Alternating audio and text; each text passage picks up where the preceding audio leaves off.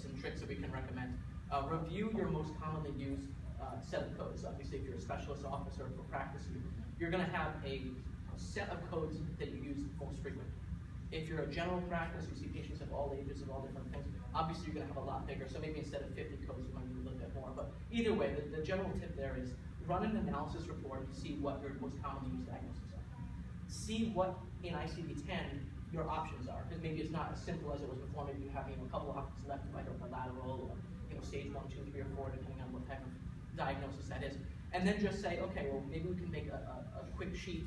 Maybe not one page, maybe 2 pages, maybe 1 page front and back, or something like that, so that we can keep that in the coder's office or the physician's desk, something that they can refer to, quickly, because obviously nobody's gonna have all these codes memorized. ICD-10, a lot of us had a lot of the codes memorized.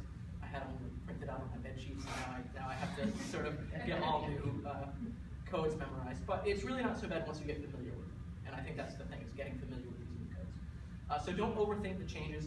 A lot of the CPT coding questions are coming to me as a result of this change. A lot of people are asking me, is this procedure still covered, or can we build this and that now? Those things have not changed. It's just the diagnosis codes that have changed. So anybody asking, is this preventive service now covered, or how do we code this?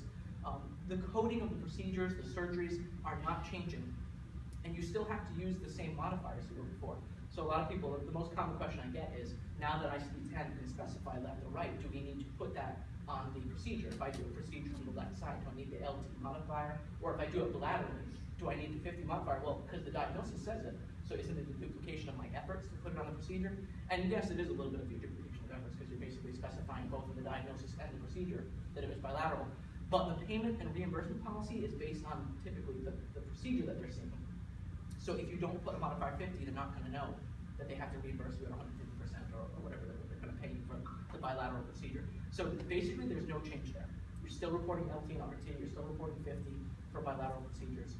But focus on the basics in your documentation: the location, laterality, and other clinical details, the stage of the condition, or whatever, the type of diabetes or manifestations. Those details are now going to have a bigger impact on code selection. So that's what I recommend focusing on: clinical documentation details and the code details. Don't worry about the other things like procedures, because those are not changing.